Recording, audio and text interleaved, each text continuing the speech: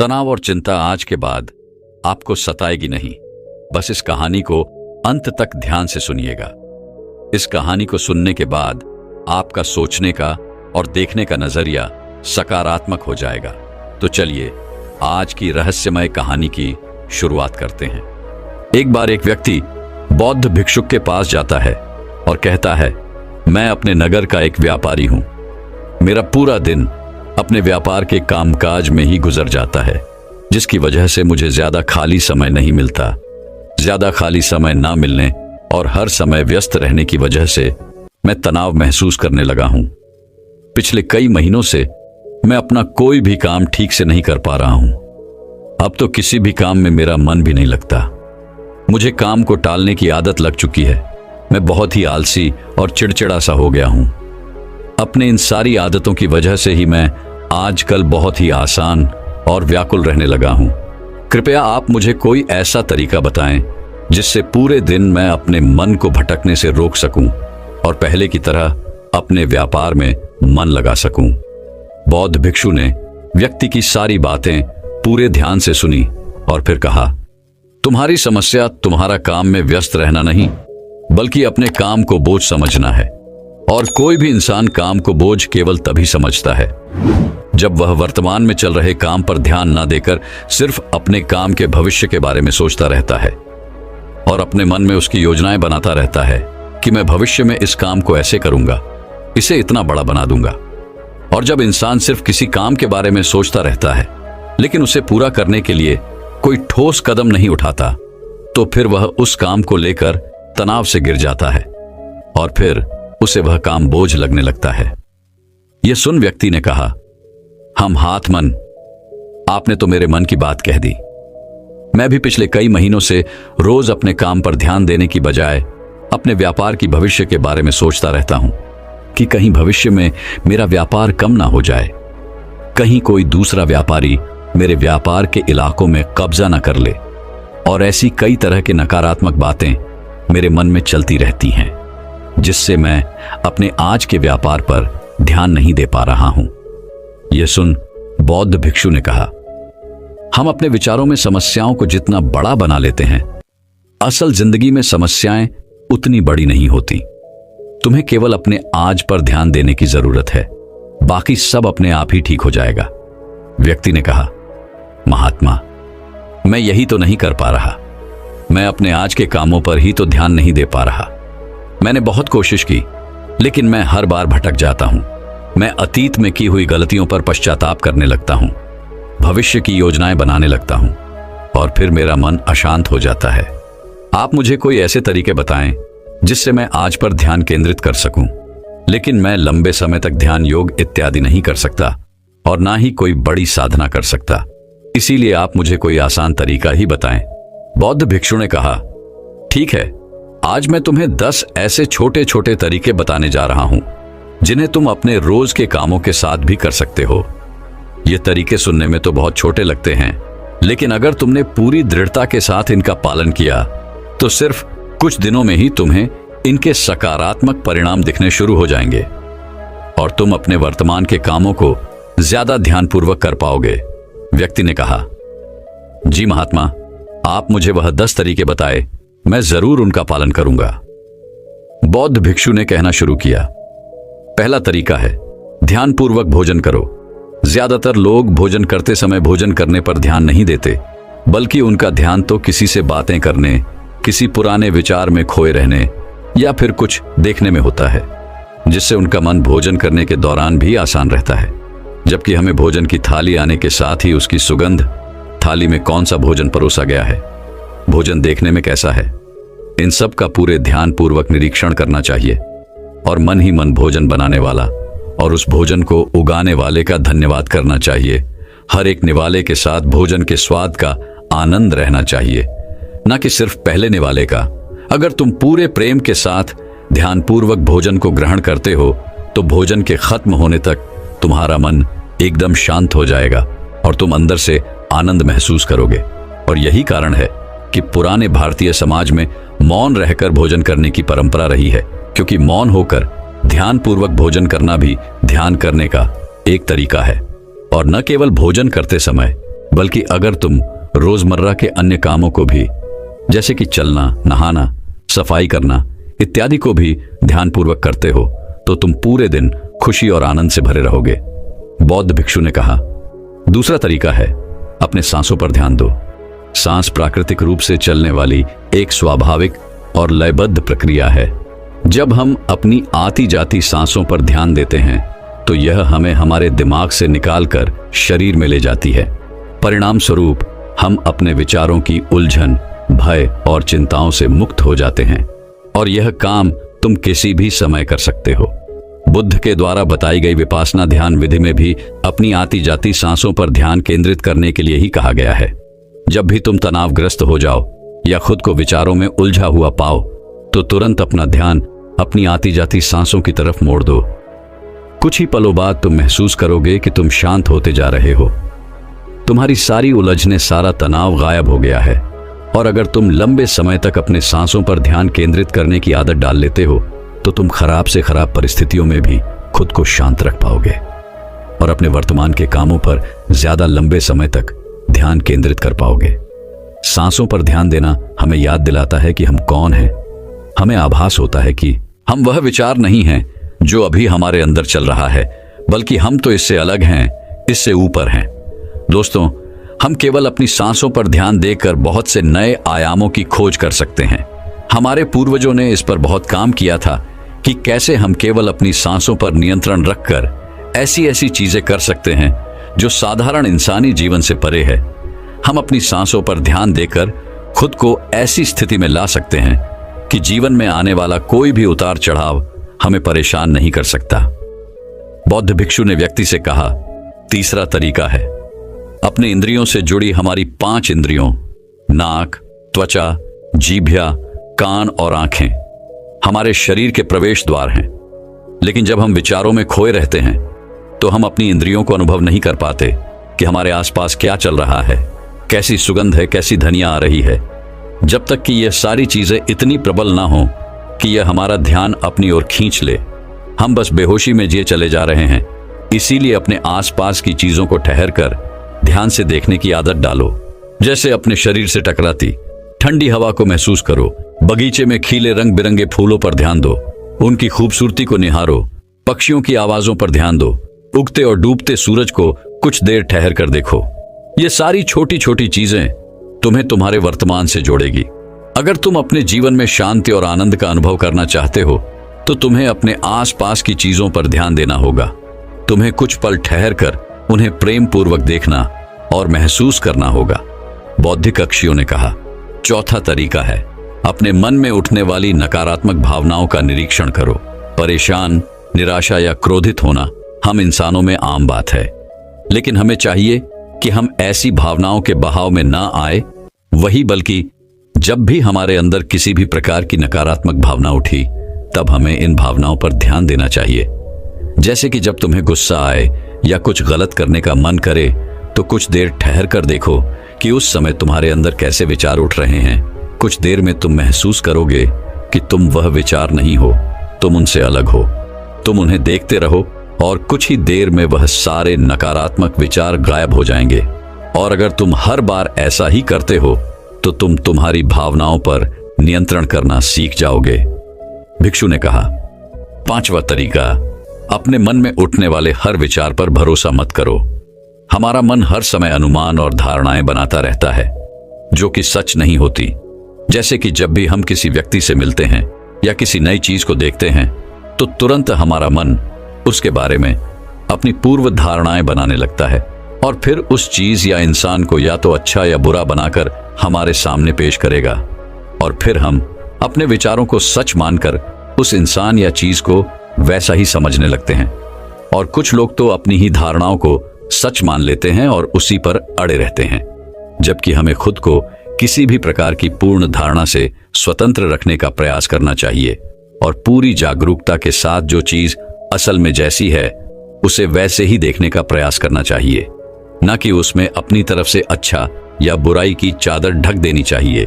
अगर तुम वर्तमान में रहते हुए पूरे साक्षी भाव के साथ बिना किसी पूर्व धारणा के किसी भी चीज को देखते या सुनते हो तो यह तुम्हें शांत और तनाव मुक्त रखेगा। भिक्षु ने कहा, छठा तरीका, रोज कुछ देर तक ध्यान का अभ्यास करो। ध्यान करने के लिए घंटों बैठने की जरूरत नहीं है। दिन में 10 मिनट का ध्यान भी जीवन पर सकारात्मक प्रभाव डाल सकता है। रोज ध्यान करने से हमारे जीवन में नई ऊर्जा, उत्साह, शांति और प्रेरणा का आगमन होता है। हम पूरे दिन अंदर से खुश और शांति महसूस करते हैं। रोज ध्यान करने से तुम स्वाभाविक रूप से अपने वर्तमान के क्षणों में रहना सीख जाते हो। भिक्षु ने कहा, सातवां तरीका जो तुम्हारे पास है उसके लिए आभारी रहो। जिंदगी में खुशी लाने का सबसे आसान तरीका है आभार व्यक्त करना। धन्यवाद अदा करने से न केवल जो चीजें हमारे पास हैं उनसे हमें असली खुशी मिलती है, बल्कि जो हम पाना चाहते हैं उसे पाने का रास्ता भी हमें दिखना शुरू हो जाता है। क्योंकि धन्यवाद के भाव से भरा मन समस्याओं की तरफ नहीं बल्कि उनके समाधान की तरफ केंद्रित होता है। जो भी तुम्हारे पास है उसके लिए इस अदृश्य ब्रह्मांडीय शक्ति का धन्यवाद अदा करना तुम्हारे जीवन को जादुई तरीके से बदल कर रख सकता है। तुम्हें यह सोचना चाहिए कि तुम कितने धन्य हो कि तुम्हारे पास एक निश्चित चीज है। उदाहरण के लिए, तुम्हारे पास एक अच्छा व्यवसाय है और न जाने कितने लोग तुम्हारे जैसा व्यवसाय करने की इच्छा रखते होंगे, लेकिन उनके पास नहीं है। भिक्षु ने कहा, आठवां तरीका, दूसरों की बातों को ध्यानपूर्वक सुनो। किसी दूसरे व्यक्ति से बात करते समय यह सोचे बिना कि उसे क्या कहना है या उसकी बात का कैसे जवाब देना है, तुम्हें पूरे ध्यानपूर्वक सामने वाले की बातों को सुनना चाहिए। तुम्हें सामने वाले से बात करनी है, उसे जवाब देने के लिए नहीं बल्कि उसकी भावनाओं को समझने के लिए। जब तुम किसी से बात करो तो अपने कान, दिल और अंतर्मन से उसकी बातों को सुनो और समझो। ऐसा करना सामने वाले से तुम्हारे रिश्ते को तो मजबूत करेगा ही, साथ ही यह तुम्हारे लिए एक अभ्यास है अपने धैर्य और एकाग्रता को बढ़ाने का। और जब हम ज्यादा सुनते और कम बोलते हैं तो हम बहुत सी परेशानियों से भी बच जाते हैं, जिससे हमारा मानसिक तनाव भी कम रहता है। और याद रखो, किसी भी इंसान की बातों को ध्यानपूर्वक सुनना उसे सम्मान देने का सबसे अच्छा तरीका है। भिक्षु ने आगे कहा, नौवां तरीका, अपने महत्वपूर्ण कामों के लिए एक समय निर्धारित करो। तुम्हें अपने दिन के कुछ समय को महत्वपूर्ण कामों के लिए निश्चित रखना चाहिए, जैसे काम का समय, नहाने का समय, सफाई का समय, खाने का समय। महत्वपूर्ण कामों को समय के साथ बांटना यह सुनिश्चित करता है कि वे चीजें बिना किसी बाधा के नियमित रूप से होती रहें। दिन के सही समय पर सही काम को करना हमारे जीवन में अनुशासन लाता है और अनुशासन से जीवन में शांति और खुशी आती है। भिक्षु ने कहा, 10वां और अंतिम तरीका, अपने रोजमर्रा के कामों में जागरूकता लाने का प्रयास करो। तुम जब भी किसी काम को करो तो उसे वर्तमान में रहकर करने की कोशिश करो। हर बार तुम्हारा मन अपने विचारों में खो जाएगा, लेकिन तुम्हें फिर से खुद को वर्तमान क्षणों में वापस लाना है। और यह तुम्हें हर बार करना है जब तक कि यह तुम्हारी आदत ना बन जाए।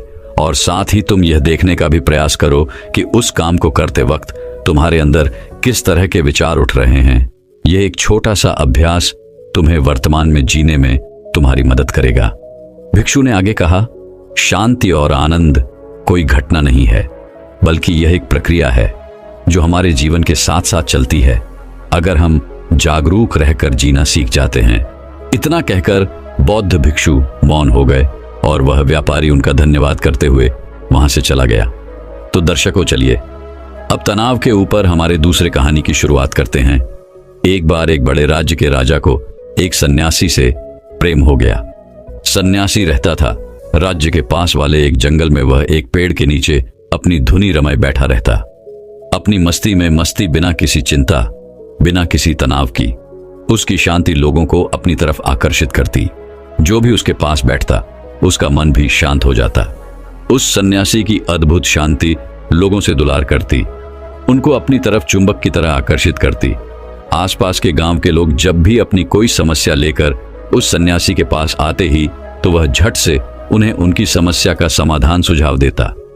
उस सन्यासी की प्रसिद्धि दूर गांवों तक फैल चुकी थी। धीरे धीरे यह बात राज्य के राजा तक पहुंची तो एक दिन राजा भी अपने मंत्री के साथ उस सन्यासी से मिलने पहुंचा। सन्यासी की शब्दों की मिठास और अद्भुत शांति ने राजा को भी अपनी तरफ आकर्षित कर लिया। अब तो राजा रोज शाम को राजकाज के कामों से थोड़ा वक्त निकालकर सन्यासी से मिलने आने लगा। धीरे धीरे राजा का सन्यासी के प्रति प्रेम इतना प्रगाढ़ हो गया कि अब तो वह सन्यासी से एक पल के लिए भी दूर नहीं रहना चाहता था। एक शाम वह जब अड़ गया कि आज तो आपको मेरे महल में चलना ही पड़ेगा। सन्यासी ने खूब मना किया, तरह तरह के कारण बताए, लेकिन राजा ने सन्यासी की एक न सुनी। अंततः सन्यासी को राजा के महल आना ही पड़ा। राजा महल में सन्यासी को अपनी ही तरह की सूक्ष्म गद्दी देता, उसे पूरा मान सम्मान देता। राज्यसभा में सन्यासी राजा से केवल एक सीढ़ी नीचे की कुर्सी पर ही बैठता। दोनों हमेशा साथ रहते। एक बार दोनों एक जंगल में शिकार के लिए गए और शिकार का पीछा करते करते रास्ता ही भटक गए। दोनों अकेले ही गए थे, उनके साथ कोई सैनिक इत्यादि नहीं था। सन्यासी, राजा और उनका घोड़ा, यह तीन ही थे। रास्ता खोजते खोजते सुबह से शाम हो गई, लेकिन उन्हें महल वापस लौटने का रास्ता नहीं मिला। दोनों बहुत थक चुके थे और उन्हें जोरों की भूख भी लगी थी, लेकिन कुछ खाने को नहीं मिल रहा था। तभी राजा की नजर वृक्ष पर लगे एक फल पर पड़ी। उस वृक्ष पर केवल एक ही फल लगा हुआ था। राजा ने तुरंत पेड़ पर चढ़कर उस एक फल को तोड़ दिया। राजा का मन तो कर रहा था कि वह उस पूरे ही फल को खा लिए, लेकिन वह उस सन्यासी से प्रेम ही इतना करता था कि वह उसे बिना खिलाए कुछ भी नहीं खाता था। राजा ने फल के 6 टुकड़े किए और उसमें से 3 टुकड़े सन्यासी को देने लगा। पहले तो सन्यासी ने फल लेने से मना किया, लेकिन फिर राजा के बार बार आग्रह करने पर उसने वह तीनों टुकड़े ले लिए और उन्हें खाने लगा। अपने हिस्से के फल खाने के बाद सन्यासी ने कहा, वाह, अद्भुत मजा आ गया। इतने स्वादिष्ट फल तो मैंने अपनी जिंदगी में आज से पहले कभी नहीं खाए। कृपया कर एक फल और दे दीजिए। वह राजा उस सन्यासी से बहुत प्रेम करता था, इसलिए उसने अपने हिस्से में से बल्कि एक भाग सन्यासी को और दे दी। वह सन्यासी उस फल को खाने के बाद कहता है, अद्भुत, अति स्वादिष्ट, कृपया कर एक फल और दे दे। उस सन्यासी की यह बात सुन राजा को थोड़ा बुरा लगता है, क्योंकि फल एक ही था और भूखे दोनों थे। लेकिन उस राजा का उस सन्यासी के प्रति प्रेम भी इतना था कि वह अपने हिस्से में से दूसरा भाग भी उस सन्यासी को दे देता है। वह सन्यासी झट से उस दूसरे भाग को भी खा लेता है और कहता है, वाह, बहुत खूब आनंद आ गया। अगर एक फल और मिल जाए तो मजा ही आ जाए। कृपया कर एक फल और दे दीजिए। यह सुन राजा उस सन्यासी से कहता है, यह तो गलत है। भूखा तो मैं भी हूं, कम से कम एक तो खाने दो। तभी सन्यासी लपक कर राजा के हाथ से वह आखिरी फल भी छीन लेता है। राजा ने कहा, रुको, अब तो तुम सारी सीमाएं लांघ रहे हो। मैं तुमसे इतना प्रेम करता हूं, तुम मुझसे जरा भी प्रेम नहीं करते। क्या तुम्हें मेरी भूख नहीं दिख रही? मैं भी तो तुम्हारे साथ सुबह से भटक रहा हूं। इतना कहकर राजा ने वह आखिरी फल सन्यासी के हाथ से छीन लिया और अपने मुंह में रख लिया। जैसे ही राजा ने उस फल को अपने मुंह में रखा, तुरंत ही उसे थोप दिया, क्योंकि वह फल कड़वा जहर था। इतना कड़वा जिसकी कोई सीमा नहीं। राजा ने उस सन्यासी से कहा, तुम पागल हो, इतना कड़वा फल तुमने कैसे खा लिया? तुमने मुझसे शिकायत क्यों नहीं की? उस सन्यासी ने कहा, जिन हाथों से इतने मीठे फल खाने को मिले हैं, उनकी शिकायत, वह भी सिर्फ एक कड़वे फल के लिए उचित न थी। यह सुन राजा उस सन्यासी को अपने गले से लगा लेता है। दोस्तों, वह राजा हमारी जिंदगी है और वह सन्यासी हम खुद। हमारी जिंदगी ने हमें न जाने कितने सारे मीठे फल दिए हैं, लेकिन हम हमेशा उन थोड़े से कड़वे फलों के लिए शिकायत करते रहते हैं जो जिंदगी ने हमें दिए हैं। हमारी जिंदगी में हजारों अच्छी चीजें हैं, लेकिन हम कुछ थोड़ी सी खराब चीजों के लिए हमेशा रोते रहते हैं। जिंदगी को, किस्मत को, माँ बाप को, परिस्थितियों को दोष देते रहते हैं, जबकि जीवन की ज्यादातर परेशानियां हमने खुद ही पैदा की होती हैं। अपने समय को बर्बाद करके, लालच करके, झूठ बोलकर, मेहनत ना करके। लेकिन हम खुद के अंदर झांकने की बजाय दूसरों को दोष देते रहते हैं। हम जिंदगी की अच्छाइयों को देख ही नहीं पाते, बस इसी बात में उलझे रहते हैं कि जीवन में कौन कौन सी कमियां हैं, और यही सबसे बड़ी वजह है हमारी दुख की, चिंता की, परेशानी की, असफलता की। क्योंकि जो कुछ भी हमारे पास है, हम उसके लिए आभार से भरे हुए हैं। हमारे अंदर केवल शिकायतें हैं। इसलिए जो कुछ भी आपके पास है, उसके लिए सौभाग्य से भर जाओ, धन्यवाद अदा करो उस ब्रह्मांडी शक्ति का आपको यह सब देने के लिए। हम जिस भी चीज के लिए आभार से भर जाते हैं, वह चीजें कई गुना होकर हमारे पास वापस आती हैं। इसलिए आपके जीवन में जो कुछ भी अच्छा हो रहा है, और अगर आप चाहते हैं कि वो कई गुना होकर आपके पास वापस आए, तो अब हर उस चीज के प्रति अब वह भाग्य से भर जाओ। फिर चाहे वह धन हो, अच्छे रिश्ते हों, मान सम्मान या पद प्रतिष्ठा। अचानक से आप महसूस करेंगे कि जिन रिश्तों से आपको खुशी नहीं मिल रही थी, जो चीजें आपको खराब लगती थी, जिनके लिए आपके अंदर कोई सम्मान नहीं था, आप उनसे संतुष्ट नहीं थे, उन्हीं रिश्तों से आपको खुशी मिलने लगी है। आप ज्यादा संतुष्ट और खुश रहने रखेंगे। धन्यवाद का भाव यानी पावर ऑफ ग्रेटिट्यूड इंसानी जीवन के लिए किसी चमत्कार से कम नहीं है, क्योंकि यह हमारे विचारों को पॉजिटिविटी की ओर ले जाता है।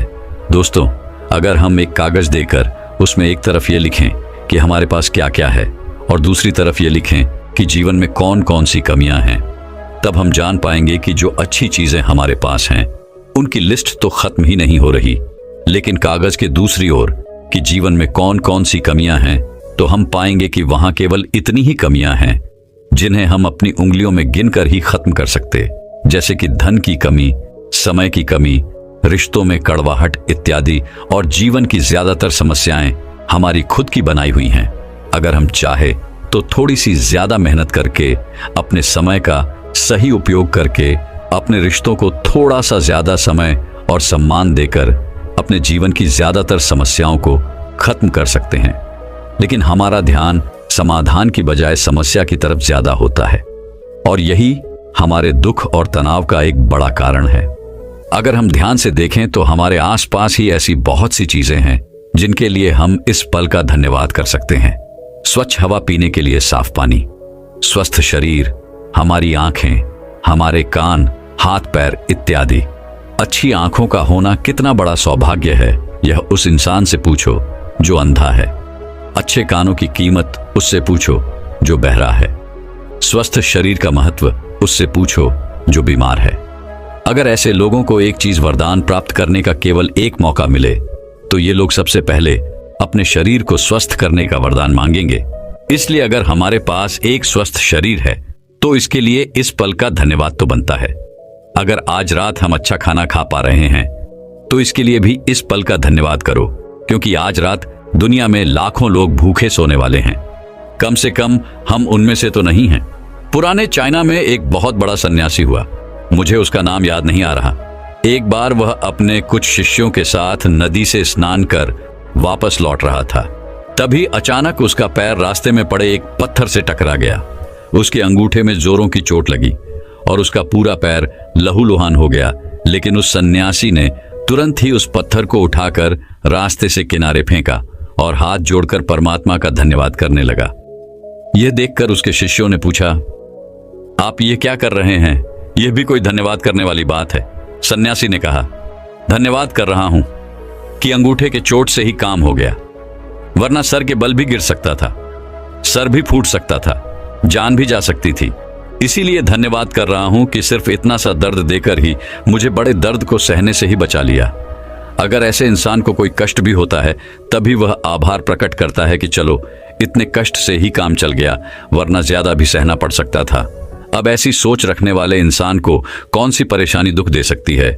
इसलिए कहा जाता है कि धन्यवाद बड़े से बड़े दुख को सहने की क्षमता देता है। इसलिए सौभाग्य से भरो उन सारी सकारात्मक चीजों के लिए जो आपके पास है। यही तनाव और चिंता से मुक्ति का सूत्र है। तो दर्शकों, चलिए अब तनाव के ऊपर हमारे तीसरे कहानी की शुरुआत करते हैं।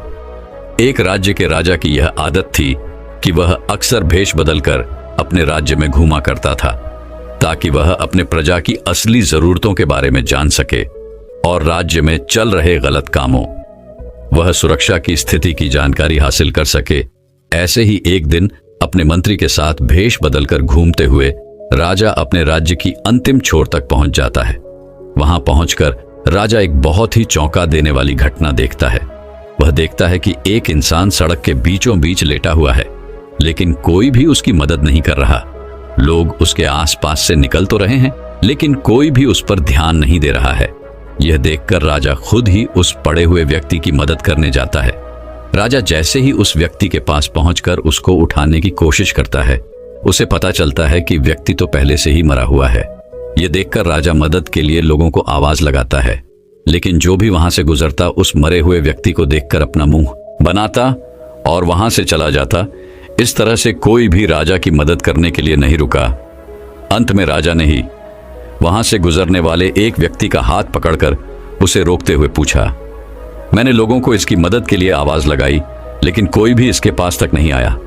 आखिर ऐसी क्या बात है कि लोग इस व्यक्ति को छूना तक नहीं चाहते? यह सुनते ही उस व्यक्ति ने मुंह बनाते हुए जवाब दिया, सब इसके कर्मों का फल है। यह हमारे नगर का सबसे बड़ा पापी है। इसने अपने पूरे जीवन काल में सिर्फ बुरे कर्म किए हैं। यह कहता हुआ वह व्यक्ति भी वहां से चला गया। उस राहगीर के मुंह से ऐसी बातें सुनकर राजा अपने मंत्री की मदद से उस मृत व्यक्ति को उठाता है और लोगों से पता पूछकर उसे उसके घर तक ले जाता है। अपनी मृत पति को देखकर उसकी पत्नी जोर जोर से रोने लगती है। तभी थोड़ी देर बाद राजा उसकी पत्नी से लोगों का उसके पति के प्रति जो व्यवहार था उसके बारे में बताता है, जो उसने सड़क पर देखा था। राजा की बातें सुनकर उसकी पत्नी ने अपने पति की तरफ सम्मान भरी दृष्टि से देखते हुए पूरे आत्मविश्वास के साथ कहा, मैं इस बात को अभी सिद्ध कर सकती हूं कि मेरे पति एक बहुत ही अच्छे इंसान थे। यह सुनकर राजा चौंक जाता है और कहता है, लेकिन लोग तो कह रहे थे कि यह एक पापी व्यक्ति है। यहां तक कि लोग इससे इतनी नफरत करते थे कि वो इसके मृत शरीर को छूने तक को भी तैयार नहीं है। यह सुन उसकी पत्नी ने राजा से कहा, आप सही कह रहे हैं और मुझे भी लोगों से यही उम्मीद है, क्योंकि लोगों ने तो हमेशा ही मेरे पति को गलत जगहों पर जाते हुए देखा है। लेकिन सच्चाई तो यह है कि मेरे पति हर रोज शराब की दुकान पर जाते थे और वहां से शराब की कुछ बोतलें खरीद लाते और फिर उस पूरी शराब को नाली में फेंक देते, ये कहते हुए कि मुझे उम्मीद है कि इससे वो लोग बुरे कर्म करने से बच जाएंगे जो इस शराब को पीने वाले थे। फिर उसके बाद रात में मेरे पति उन स्त्रियों के पास जाते हैं जो देह व्यापार करके अपना जीवन यापन करती हैं। उनमें से कुछ स्त्रियों को वह पूरे रात की कीमत देकर उन्हें दरवाजा बंद कर लेने के लिए कहते, जिससे कम से कम उस रात तो उनके पास कोई न जाए। उसके बाद वह घर वापस आते ही और भगवान का धन्यवाद अदा करते कि उनकी कृपा से ही आज वह कुछ और दो पर हो रहे अत्याचार को कम कर सके और कुछ जवान लड़कों को गलत कर्म करने से रोक सके। तो लोग अक्सर मेरे पति को ऐसी जगहों पर जाते हुए देखते थे और समझते थे कि मेरे पति शराबी और खराब नियत के हैं। मैं अक्सर अपने पति से कहती थी कि याद रखना, जब तुम मरोगे तो कोई तुम्हें छुएगा भी नहीं और तुम्हारी अर्थी को भी कोई कंधा देने वाला नहीं होगा। मेरी इस बात पर अक्सर मेरे पति हंस देते और कहते, तुम देखना, मेरी अंतिम यात्रा पर स्वयं राजा और इस शहर की सबसे बड़े और सम्मानित लोग मेरी अर्थी को कंधा देंगे और मेरी अंतिम क्रियाकर्म को पूरा करेंगे। उसकी पत्नी के मुंह से ऐसी बातें सुनकर राजा के आंखों में आंसू आ गए और उसने कहा, मैं ही इस राज्य का राजा हूं और कल सुबह मैं और मेरे मंत्री इसकी आखिरी यात्रा पर इसकी अर्थी को कंधा देंगे और इसका अंतिम संस्कार करेंगे। हम भी अक्सर यही सोचते हैं कि लोग क्या कहेंगे और अपनी इस सोच की वजह से हम कभी भी वह नहीं कर पाते जो हम करना चाहते हैं, जिसे करने से सच में हमें खुशी मिलती है। तो इस कहानी से हमें यही सीख मिलती है कि लोग क्या कहेंगे, इस बात की परवाह किए बिना हमें वह करना चाहिए जो करना सही है, जिसे करने से हम सच में खुश रह सकते हैं। क्योंकि जब हमारे अच्छे कर्मों को कोई नहीं देख रहा होता है तो सिर्फ भगवान देख रहा होता है।